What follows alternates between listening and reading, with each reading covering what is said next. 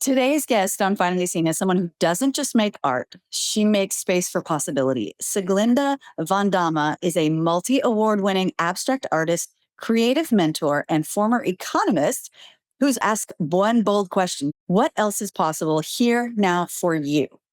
Through layered paintings, left brain, right brain tools, and personal transformation frameworks, Sieglinde helps people rethink what creativity can unlock in their lives.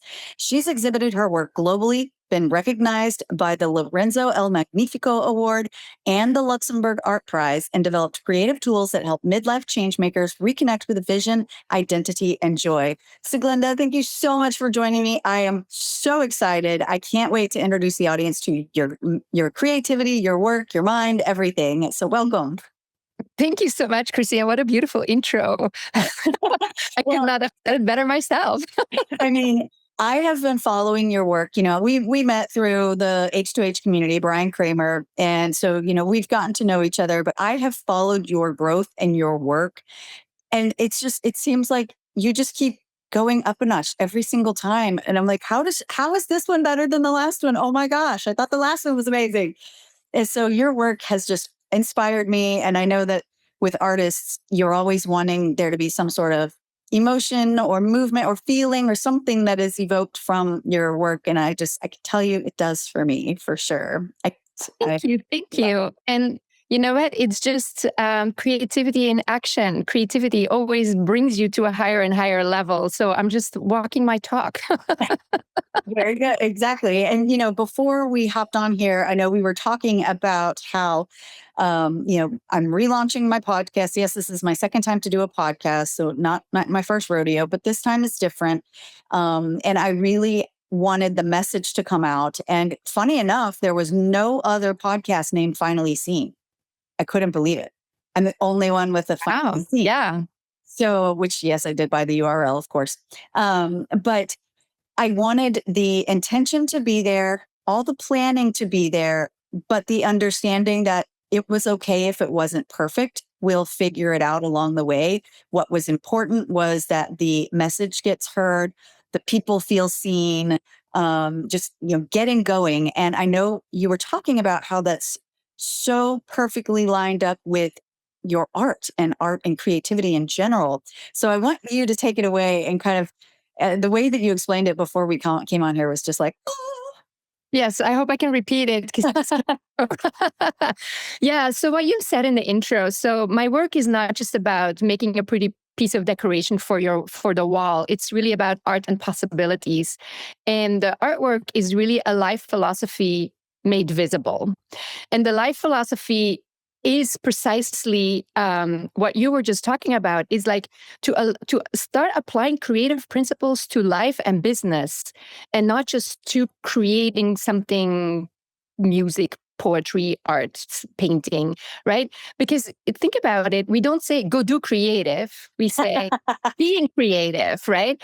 So it's a way of being, it's a way of standing in life, approaching the things in front of us. And so when you were telling me about the launch of your podcast, I'm like, well, yeah, perfect. That's how I approach an artwork. That's applying creative principles to your business. Because I can take a canvas and decide on the size of my canvas, and I can decide whether I'm going to start painting with inks or acrylics or oil right away, right? And I can do all that, but I don't know what the final product is going to be like. Yes, I have my style, like you have your podcast topic. Yes, I know it's going to eventually be a finished painting, but you start with making one mark and then another mark and another mark in response to all those marks. And the truth is, the more you try to control it, the less authentic, the less emotion, the less feeling, the less everything your painting will have. It will just fall flat. And so I think it's kind of similar with living a happier, more successful, more fulfilling life. The more we try to control everything, and, you know, we want that, right? Because it gives us certainty, it makes us feel safe. But the more we can have sort of like the big picture outlined, you know, we don't just want to throw darts in the dark. We want to know kind of where we're going, but then sort of like also just be open to possibility. Like, you know, maybe we thought we were going to zig, and maybe we need to zag, and it's going to end up in a better place, right? And what do we learn along the way? I mean, sometimes, you know, like every painting, and I'm sure I'm not the only artist who says that, there's always a moment in every painting where everything feels lost. And it's like, oh my God, do I dare myself an artist? Look at this. This is horrible. I hope nobody walks in here. This is embarrassing. And then, you just keep going, because you committed to making this painting. I'm a professional. You're a professional. We'll figure this out. And then, you know what? You learn along the way. You try new things. And then something else comes out and you're like, wow, like I could never have planned this. Oh my gosh, that's so perfect. And I've seen that happen time and time again in life when we think we want something. And so we start going for it. But then things happen and we have to shift directions, and then we end up in such a better place. We're like, I didn't even know that's what I wanted, and I do. Oh my gosh. Yeah, and you know what? Right now, this is such a beautiful timing to have me on your podcast, Chrissy, and let me talk about it, because we live in such an uncertain time right now that this is actually the perfect time to start implementing these things, right? When the start of COVID was another perfect time, like, because all the rules were out the door. Nobody had any expectations except wash your hands, wear a mask, stay home, right? That was the only rule that was left, only 3 rules that were left. But now we're in such an uncertain time. Now it would be perfect to get in the habit, and little steps are fine, to get in the habit of being more open, being more flexible, being less controlling, because you can't control when everything is going on. I mean, you can't control. There's very little thing you can fully control anyway, except your response to things. But let's start there, like open minds, right? This is really bad. Yeah. But what if something good can come out of this? What if I believe there's always another possibility. There's always another choice, even if we cannot see it yet. And this is literally, like as I work in a painting, this is how I also start applying it to life. It's the same thing. I love that. And I know we were just talking about the thing behind you too, and how it doesn't fully capture the beauty of your pieces. I have not been able to see one in person. And with how much I love your artwork, just from what I've seen in digital, I can't imagine what it's going to actually make me feel. And I'm sure there's some quantum science in there about the frequency and vibrations of your paintings and whatnot. So that would be interesting to kind of dive into. But I love that you have that sense of, I've got my plan, but I'm not going to clinch it so tight as to control it and restrict where it's meant to go. And it's beautiful. Exactly. And so my plan is more that it is like a life philosophy made visible, right? I have the fact that my artwork looks good on a wall is almost like a bonus, right? Because it's really about the message and the philosophy behind it. And that is what I do in every piece. And I also work in different series because my slogan is reimagine what else is possible. And for instance, the piece behind me is actually a digital photograph that I took from the Burj Khalifa in Dubai, from the highest building in the world, the tallest building in the world. And so if you can't see this, of course, but it's like really, literally, all those skyscrapers in Dubai, you're literally like way above them, looking down on them. And so it is this beautiful moment, to me, it symbolized when we're down on the ground, right? We get caught up in the news and the fear and the volatility of things, right? But if you could just take yourself out of it and above it in an observer position and look at it from a different perspective, literally, then how does it feel? Is it still like using you like a ball, throwing you around? I feel this, I feel that. And then, something happens in the news, and for 24 hours, you're stressed out. And 24 hours later, the news is the exact opposite. And then you waste the 24 hours of bad energy, which is bad for your health. But then there's something else to worry about. And we don't want to get caught up in this spiral. So this was really like, get yourself in a different perspective. And then the white and the green paint over it is almost like you're like a bird, right? Like going in and out of the clouds. Because sometimes you gotta dig a little deeper to see what's going on. But you're like a wave, right? Like in and out of the clouds. And then the perspective always changes. And different things become important. Different things get attention. And so this was this series sort of presents that. And then my signature paintings, they're built up on several layers, right? And those layers represent life phases. And so some phases are light and happy, other ones a little bit more tumultuous, but the layers all matter, right? They just build up upon itself. Everything. And then my favorite layer is the white layer. And it's this creamy oil glaze. And I cover almost the entire surface of the painting that's underneath, even though there's like sometimes 10 layers, right? But they're all have different transparencies, so they all play off of each other. And then the white layer is not covering everything, because the white layer to me is a clean slate, right? Like a new beginning, a clean slate, a new possibility, making space for it. But not everything from our past needs to be forgotten. Like, so the past still shows through. And not everything from our past is something to let go of or something to forget, right? Some things we can let go of, some things we bring along, right? And then this white layer sort of has this past coming through, even transparently through the white. And then it's also an invitation for the untold stories from the future to give them a safe place to land. Oh, Right there in that white layer. And then, of course, I also work a lot with line because it brings energy. Sometimes with silhouettes, it brings energy. And what you were saying earlier about, the emotional and the energetic and the quantum physics. So here's what I didn't know. I did this intuitively, but somebody else, one of my collectors, told me about this. They said, your painting meets me exactly where I'm at that day. And I said, what do you mean? She said, yeah, when I'm happy, this painting feels happy. When I'm sad, this painting feels sad. And then it helps me shift. And I'm like, that's so interesting. And I really had to sit with that because this wasn't necessarily something I did intentionally, right? And then I understood that because of all those layers, which can be happy and sad and light and dark, like depending on how you feel, your focus is somewhere else. And that's what you observe. And so these paintings, they meet you where you're at and then evolve with you. And so I have people who lived with my artwork for 10 years and they say, oh my God, I saw something new today that I haven't seen in all these 10 years of living with your art.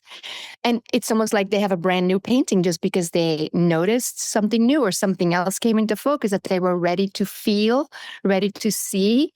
Because even though the painting is static, it's energetic, right? It's not some passive piece of decoration. And we're almost always evolving and in motion. And so these beautiful intersections happen. And so that's why I also say that my paintings, when they hang in your house, they're like a visual reminder of what else is possible. Reimagine what else is possible. I love that. And that's one of the examples that makes me so just enamored and in awe of us as human beings and the world around us and everything around us and how magical it all works together, like how magically it works together and how magical it feels. Wow, that's really cool. And I could totally see how that's possible for your paintings to feel sad when they're sad because it's literally matching that vibration. And I'm sure it has to do with the layers that you have in there. That's awesome. I love what you said about the safe place for the new memories to land. That is so incredible. But how did you go from economist to this fantastic artist? I mean, those seem polar opposite. Yes. Well, it really isn't. And it is. Like everybody thinks economics is like an exact science, but it's actually human behavior. And my paintings visualize human behavior, like, or the life philosophy. So there's an intersection there. But the truth is that I was raised as a left brain, very rational, very analytical, very pragmatic. But I think deep down, I was more of a right brain. And so it took me a very long time, most of my life, to have those two brain parts. And the right brain is more intuitive, is more creative, is more open, right? It's less controlling. And so it took me a long time to have these two parts of my brain to stop fighting with each other and just look in the same direction. And one thing that helped me was I'm originally from Europe, from Belgium. And that is where I got my master's in economics. And then when I moved to the US, at first my degree was not recognized. And it was sort of this moment for me where it's like, oh, but maybe I didn't really like that after all. I could just like grab my life here and turn it 180 degrees. I always wanted to go to art class. And then one thing just led to another. And I ended up in art class in San Francisco, my very first drawing class. So I was not some talented child prodigy. Wow. It really started when I was in my 20s, right? When I was already an adult. And then one thing led to the next, and I haven't stopped since. And yeah, it's really, like, and yes, it's very different. Economics plays with numbers, but there's a couple of instances where I tell you that economics is not as exact as people think it to be. I remember my first bookkeeping class ever at the university in Belgium. And the professor showed the slides, and it was somebody holding two charts. One chart was going up and the other chart was going down. And the professor said, well, these represent the same numbers. It just depends whether you present them to the stockholders or to the IRS. Same numbers. I will never, ever forget that visual. I was like, what? And then also another example was when I was in the master's program, and it was about interest rates. And every economist who respects themselves and who is fascinated by macroeconomics, meaning the economics of a country and how the economics of countries, like influence each other, because it's like they're all shaking hands all the time, right? I mean, a very pertinent topic right now. And so I was in this class. So every professor who had an inclination to that, they wanted to develop their own model to predict interest rates. And so we had a guest professor. He was this amazing professor from Greece who came for a year, and I was in his class. And so here we are, like the good students, like taking notes and learning. And I'm like, oh, and this is the model, and that's why it's working. And then all of a sudden he said, and it's all absolute BS, because you can't predict it. We just come up with these models to entertain ourselves, but there's no science about it. It's human behavior. Human behavior is inherently unpredictable. The stock market, it's not about the numbers. It's human behavior. It's unpredictable. And so if we look at it that way, and it's not, you can't control it. You can influence it, right? But you cannot control it. Then, how about we look at it from another side and just invite possibilities? So that's where my art becomes this life philosophy made visible. I just open doors, and the doors are, I just open them, and then you are invited to step through them or not, but you don't have to, right? That's your freedom.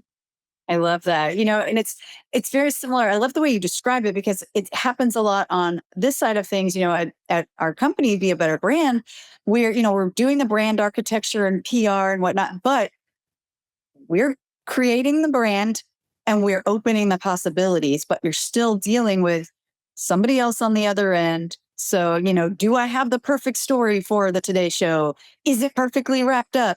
It could be, but I'm still dealing with another human being on the other side. Did they have a bad morning? Did they, get chewed out at work? Or, it's like, did I catch them at the right time? So I love that you're saying, you can do things and make models to try and influence and try to predict, but we're still dealing with human behaviors. And as you and I both know from being in Brian Kramer's Human to Human world, human beings are interesting. Yeah. Absolutely. But that's also what I love about what I do, because my business really is art and possibilities, right? But in terms of the art, and they come in two different formats, although they're the same but different output. So in terms of the art, one of the things I also really, really love is connecting with another human being and collaborating on finding the right artwork for them. So there's no e-commerce on my website. You can't just add to cart and then put it in your house. It doesn't work that way. I really love to have like a Zoom meeting here, and then I bring the art. And then if there's a specific wall that somebody's looking for, then like share pictures of the wall, and then we map it out, and we talk about their life and their lifestyle and their budget. I mean, some people share their entire life story. I don't ask for it, but sometimes it just happens in one of these meetings. And then, it happens to connect with one of the paintings. And it's almost like the painting has chosen them, not the other way around. Okay. And so, full disclosure, not everybody comes and tells me their life story.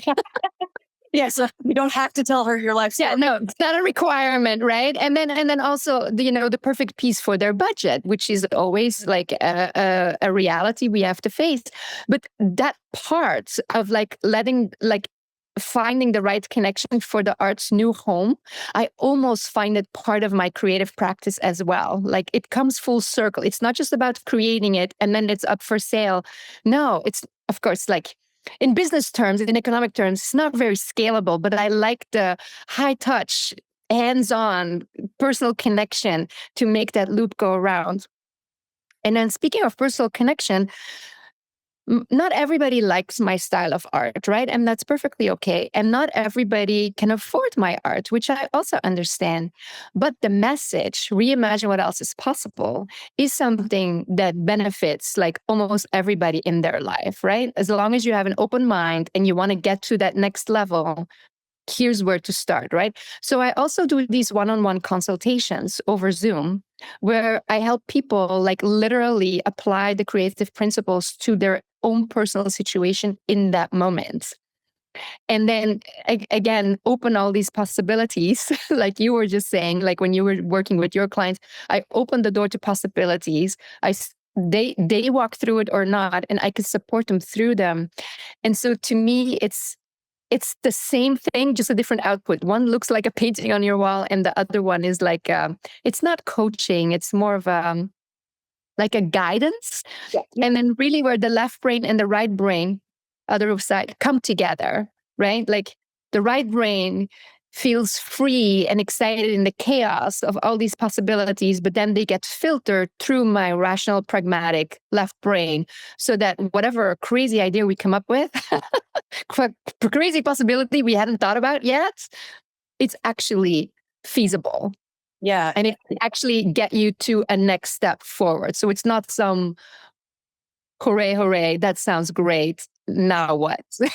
And that makes perfect sense because there are a lot of times in life when you're up against a situation and you really just need to get creative about how you look at it or want to approach it. Or like you said earlier, get a different perspective from the top. And so, yeah, that's totally right. And you made me think of, I guess it's like when we get stuck in that perfection side of things, sometimes we hamper the creativity and it doesn't allow us to figure out the problem or move to the next level or whatever. So I love that you help people guide that and put into practice what you are putting on canvas or paper or whatever. Don't get me wrong. I sometimes hold myself back in with my own perfectionist tendencies because I am a recovering perfectionist. So I'm learning all the time myself. Okay.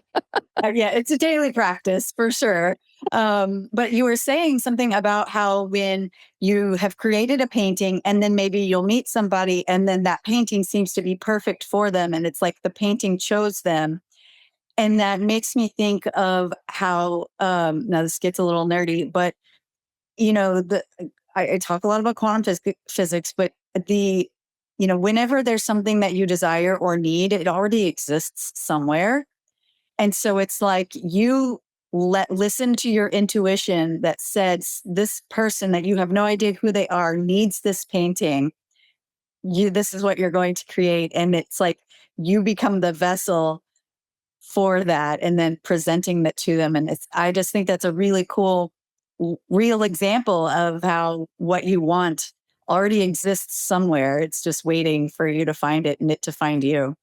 Yeah, and it's also trusting that the right painting always goes to the right home. And it's almost like I don't have to sell. Like I'm just a facilitator who creates the painting and then creates the transition to its new home, right? Yeah. And but the right painting always goes to the right home. And then there I'm not the only one who says this. I even talked to a gallery owner a few months ago, and she said the same thing. It's almost like the artwork chooses its new owner. It's very bizarre. Like, I have no explanation for it. And then, all right, this is something I don't promote, but I feel kind of comfortable sharing it here. But after a person chooses their artwork and claim it, right? It's mine now. And either they've already paid or at least the intention is there to pay. Obviously, I put energy in these paintings, right? But these energies are very generic, right? They're like they have an actual real life message, and then the energy is very positive, right? And uplifting and meant to not just activate your space, but also activate you in the best way possible. But when somebody chooses the artwork and claims it, this is mine, I can also put messages in the painting specifically for them. But it only works after the artwork has been claimed, like both ways. I don't know. This sounds a little woo-woo. I'm sorry. No, it's not. Well, the more I've studied all the things that are woo, they're really not woo at all. They're actually just scientific principles and actual laws, like the law of gravity. They're the same level. So no, it's not woo at all. That's really cool. I love that. Now it makes me even more excited to be able to be in a space where I have one of your paintings. So That would be cool. I would love to have a big one like what you have behind you. Currently, I'd have to maybe have it in a place where not so many Great Danes are around it. Well, hang it off the floor. Oh, Please. definitely. So, but yeah, eventually I want to have my own podcast studio where it would be the sacred spot where they would not go in. Nice. Tired of overpriced energy drinks full of junk? Same. That's why I use Babello, a self-carbonating hydration packet that gives you clean energy, electrolytes, and vitamins without the crash. Just add water, shake, and sip. It's way more affordable than typical energy drinks and way better for you. Use code ChrissyBernal15 at checkout to get 15% off at drinkbabello.com. Hydration just got an upgrade. And by the way, so yeah, you said you were from Belgium. It was, one of my daughters, Sienna, has primordial dwarfism, which is a really rare form of dwarfism. And we had been on years of doctor visits to try and discover what made her so small. It was a visiting geneticist from Belgium who said, "Oh, I know exactly what she has. Here are the tests you need to do." Yeah. And it turned out to be true. It was correct. And wow, amazing. Genetic type of dwarfism, there are fewer than 200 people in the entire world. Wow, I just got chills all over my body. Yes. Wow. The fact that he knew exactly, I mean, not even kidding. We were at Texas Children's here, which is a very well thought of hospital here in Texas and worldwide. But they said, "Do you mind if we have a visiting doctor join in?" And I was like, "What's one more doctor?" And turns out he was the guy. So bingo, it was meant to be. That's awesome. Yes. Well, hopefully now it actually helps Sienna move forward. Yeah. That was the thing. Many people, aren't you sad that she got this diagnosis? Because a lot of times, even then, especially then, many of them didn't live to be past 25. But, we said, no, we're actually very happy to have this diagnosis because now we know what we're dealing with. Now we can at least, get creative or figure out a possibility or, it's like now we have a path. You know what? There was another possibility, even if only 200 people had that possibility. And now there's even more possibilities. Yeah. And I'm sure you've seen, but, the girls have the two Guinness Book records because of Sienna's really rare form of dwarfism, which has opened up so many possibilities because she's had that. And it's really funny because people will say, oh, well, what did your girls do for, to get the Guinness Book records? And I'm like, they were born. Yeah. So it's kind of like they didn't have to do any of those weird tattoos or, crazy horn things or swallow 700 pickles in an hour. I don't know what, but but well, you didn't control, it wasn't controlled. It just flows. And I love your attitude about it, Chrissy, and your daughter's attitudes where it's like, let's find the next possibility. Let's keep digging. Let's do the, not out of frustration, but it sounds like you were coming from a place of curiosity and not urgency, but more of like, well, let's reimagine what else is possible. And now that you have like a more clear diagnosis, now let's reimagine what else is possible. Let's be curious. What is next? You literally mentioned the word creativity and possibility. So you already are applying creative principles to life. 100%. That's been the thing with Sienna. So, one of her other diagnoses is she is missing she has what's called genesis of the corpus callosum. So she's missing the mouthful. Yeah, I know. It's like, oh gosh, okay, I got to write that 3 times fast.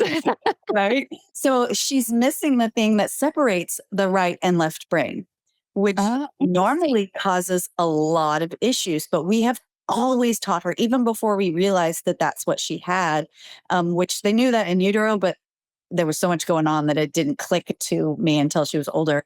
But we've always just told her, well, you're going to have to get creative and figure out how to do it. You can't do all the things the exact same way other people can, but there's a way you can do it. So you've got to figure it out. And, even when it came down to writing, and reading and cooking, all the things we've just told her, get creative.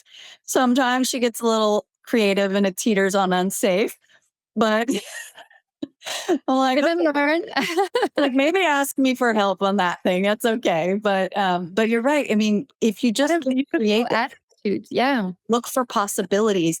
I think it's Marie Forleo who says everything's figure outable. Right? Yes, I believe so. But it is. And also, I am no doctor and no medical expert, but, the brain does constantly rewire and makes new synapses. Yeah, I know. I would say it wrong too. Like, and so it's, if you foster it, you can really defeat the odds of like, you can't do that because there's no separation between your 2 brain halves. Well, watch me. And this is another thing that a life attitude I do a lot. Like if somebody tells me like, you can't do that, I'm like, let's see about that. I can at least try. I can fail, but then at least I don't have to regret not trying. Exactly. I very much have that same attitude. And I know our girls do too, especially Sierra. She has that, watch me, I'll do it. So yeah, it's definitely one of our motivating factors. And you're right, you could fail, but at least you tried. Yeah, and then no regrets, right? Because regrets are not medals; they're overrated. Oh my gosh, I saw that on your website, and I was like, I love that because you're so right. Nobody sits on their deathbed and is, oh, I'm so happy about all the regrets I have. Exactly. And again, in terms of life, I mean, like your daughter, like almost wasn't given a choice, right? Either she could succumb to whatever her diagnosis is, or she could like try to rise above it, which she successfully did, right? But I feel more broader in life right now for everybody, even the ones who are perfectly healthy, because of the chaos and all the changes that are going on. I think now more than ever, I think the invitation is bigger than ever to really step into pretty much your own world of possibility. But that's all you can control, right? What you do. You can't make your neighbor do it. And I mean, I'm here inviting everybody to do it, but I can't make you do it, right?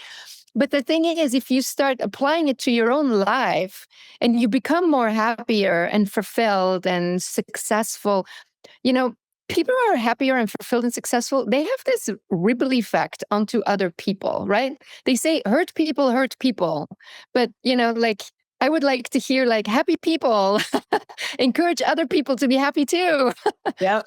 And it's maybe it sounds lame or unrealistic, but I don't think it is, right? It's we are all drawn to be in the company of somebody who feels calm and positive and happy, and the negative Nancy's, we're like skew away from them. And so in that sense, right now, do we all want to sit on the couch and throw a pity party because stuff is not going our way? And or can we say, okay, like What can I reimagine control? what else is possible? What can I do today? And what can I do to better my life today? Or what different choice can I make? Yep. Because with uncertainty, there is no you should do this. Yeah. It may work today and not tomorrow. So the shoulds can go. Yeah. You said something too about you can either try to, how she could either try to or just succumb to it or try to rise above it. And when you said that, I was like, oh my gosh, she actually did use creativity to solve another problem, which is where her jewelry comes into play. Yeah. She started doing beadwork as dexterity therapy. And then we couldn't find a job, that she could do or that I felt comfortable with her. I didn't want her being in public. Unfortunately, Houston is a big sex trafficking area. So, we had to think about that. And she was making these things, just putting them together. And I was like, wait, you're actually really good at these patterns and color choices and whatnot. So we just started that as a business, and seeing her own that and have that purpose has really made her grow as a person. And the ripple from that, like what you were talking about, has really impacted other people's lives. And, with her being an entrepreneur herself, yes, she has a lot of help from dad and myself and, Mimi and Pappy and whatnot, but she has inspired others as well. So you're right. We all need to see what possibilities we can go after so that we can make that effect on someone else as well, that impact. I love that you said it that way. So, Exactly. And what a beautiful story that, she is inspiring other people doing something that she loves. and I've been And that's healing for her as well, because you said it was like a therapy thing, right? That's so beautiful, right? And again, like look at the possibilities. Sometimes we just cannot see them all yet, right? Like you have no idea how many times me, the one who preaches this, I'm sitting in my own life and I'm like, I don't know anymore. And not just my art, right? I mean, yeah, I can get stuck in a painting and then I'm like, all right, I guess you're just going to have to sit here for a little bit and I'm going to walk by you until I have new inspiration because now I don't know. Or sometimes you just got to go in storage for a couple of months and then I'll look at you again with fresh eyes. But it's the same in life, right? It's like it has happened to me. Like, where do I go from here? And I don't know. And I don't have all the possibilities, or the possibilities in front of me are just not the ones that I like. And then, of course, I can't just walk away from my life for 2 months and say, I'll come back later. But there is something to be said about taking a pause and just letting things be for a little bit and not having to make the big decisions right here, right now, and just like chill and wait. you're right, because the answer will come to you if you take that time to pause and then be observant, I have found. When it comes, Observe without judging. oh, I like that. That's right. Just kind of seeing what comes and acknowledging it. I love that. What do you do whenever you find yourself at a spot where you're just like, okay, I'm going to have to pause? What does that look like for you? Does it look like going for a walk, sitting in a chair? What is that? Well, when I really need to pause, it may take more than an hour. My go-to is actually reading a book. Ah, interesting. And because I find that a book, especially like a well-written novel, is like really a vacation for my head. So I get out of my head. I get totally drawn into a different world. I forget about whatever was going on in my world, whether painting or otherwise. And just because my focus is not necessarily on, I need to fix this problem, I need to find the solution, I create space in my head because I'm relaxed somewhere else. And then it comes. I love that. Just like that. But see, I didn't strain. I didn't work harder. I didn't stress about it. I had to learn to trust myself to do that. And it has happened, like some big things in the past few decades have happened where it all worked out because I let go. Like this is one of those fancy words again that people throw around left and right, let go, but it really is again the letting go of control, the letting go of forcing, the letting go of needing certainty right here, right now. And this is also why I make abstract artwork, because if I paint a vase of flowers, it can only be a vase of flowers. If I paint a landscape, it can only be a landscape. And in a way, it would be easier, right? Because at least I can verify whether I did a good painting or not. I can compare it with reality, right? Like, does this look like a vase of flower? Okay, then I did a good job. Does this look like a landscape? Okay, then I did a good job, right? But with abstract artwork, like you would know what a bad piece of abstract artwork is, because like the composition would fall or would feel uneasy, or something would feel like, this just doesn't work. But I got no way to verify it. So I had to learn to trust myself. But at the same time, the abstract artwork is undefined, right?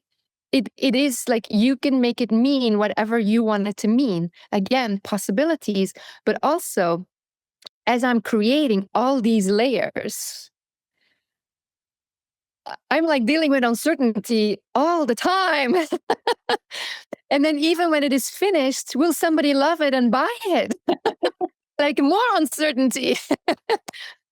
And so it's you get a thick skin for uncertainty, but also because I've been doing it for so long, I've learned to trust myself, trust the process, trust that it will end up in the right way, the right artwork will come out, the right art will go to the right home. So, but again, it's almost as if we're trained to deal with what goes on in the world right now, because we're trained to deal with so much uncertainty and always rise above it every single day that we either create our art or have our business and design our life around our art and our business. And that uncertainty, once you learn how to navigate it without getting into fear or without trying to control it or without the urgency, I want this right here, right now. Like, I cannot look at my painting and say, I want you to be done right now and be super successful. I wish I could. It's hearing you say stuff like that just really shows you how we have AI and so many people are trying to create art with AI, and it still falls flat. And it's because of what you're talking about. It's that you following your intuition and, really listening to what the painting wants to do, and AI can't do that. Well, but also AI may be able to make a pretty decoration for your wall, but then that's all it is. Just a pretty decoration on your wall. Yeah. And that's not what my artwork is about. I think that's not what most fine art is about. There's something deeper, something more energetic, something special that goes beyond it just looks pretty on the wall. It's not passive decoration. It's an active channel of energy. It activates your space. It activates you. It makes you feel things. It meets you where you're at any given day. It evolves with you. That is something that AI cannot do. Yeah. Right? But it can make something pretty for your wall if that's all you want. But then you lose out on so much. But I'm not judging. Well, I know. I'm inviting everybody to be open to demand more from the art on your wall. I concur. That's why yes, I've got these generic pieces that are up there, but the actual sayings mean something to me. Exactly. Yeah. And so that's why I like them. And they have meaning for you and for your audience. I wasn't judging, Chrissy. Oh, no. I wasn't thinking you were judging me at all, but I was saying I totally understand what you're saying. How yes, I guess my reason for bringing those up was that they look generic, just I'm sure they mass produced a bazillion of those. But the saying itself means something to me. So it's like, that's where, yes, something pretty on the wall really does need to mean something. And you're right, it was an energetic transfer from your painting, which, when you do, it's not woo at all, studying quantum sciences would show that that's why your paintings are so much more impactful than just an AI creation. Even prints would still have that love behind it, essentially, you know? Yes and no, depends on how the print is produced, in my opinion. So I have some limited edition prints, but they're not available on my website. This is why, oh my God, and there's so much not available on my website because I want people to talk to me. And so, but I make my own limited edition prints. So they're done by hand, like touched by my hands, hand signed. I can make sure that the quality is exactly there. And so if you just outsource it and you have like a few hundred prints commercially produced, then it doesn't have that feeling anymore. Does that make sense? Yes, absolutely. Yeah, 100%. Well, how can people reach out to you if they want to either get one of your pieces or work with you one-on-one for, the creativity in their life? Yeah, absolutely. Thank you for asking. So my website is just my name, sieglindevandamme.com. And everything is there, from, the artwork that I do promote on my website, but please know there's always more. There's only so much that, I can put there, and don't overwhelm people. Because I just love coming up with suggestions that are appropriate for individuals themselves when we connect. There's also a page explaining what the possibility consultations are all about. That's how I call this one-on-one work. You can contact me through my website, send me a message. And then also I have a wonderful VIP circle. I call it Stay Close to the Source. And so once a month, I do send out an email where I try to combine life philosophy and possibility inspiration illustrated with art to give people a smile on their face when it lands in their inbox. And so it's in the footer of every page on my website. If people want to join there, I welcome you. And then send me a note that you heard from me here with Chrissy. I think we all need an email that makes us smile rather than something that's telling us something political or bad news or selling us something.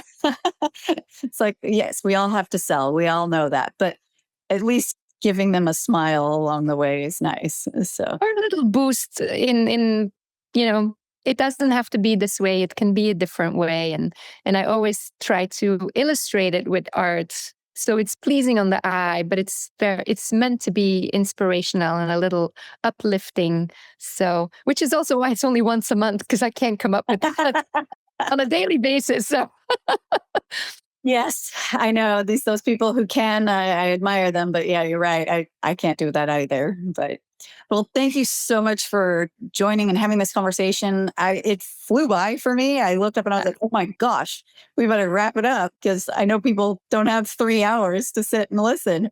But I hope people will join your inner circle, and I hope they'll check out your website. But thank you again so much for joining me. It was a pleasure. Thank you so much for having me, Chrissy. This was wonderful. I truly enjoyed it. Thank you. Thank you.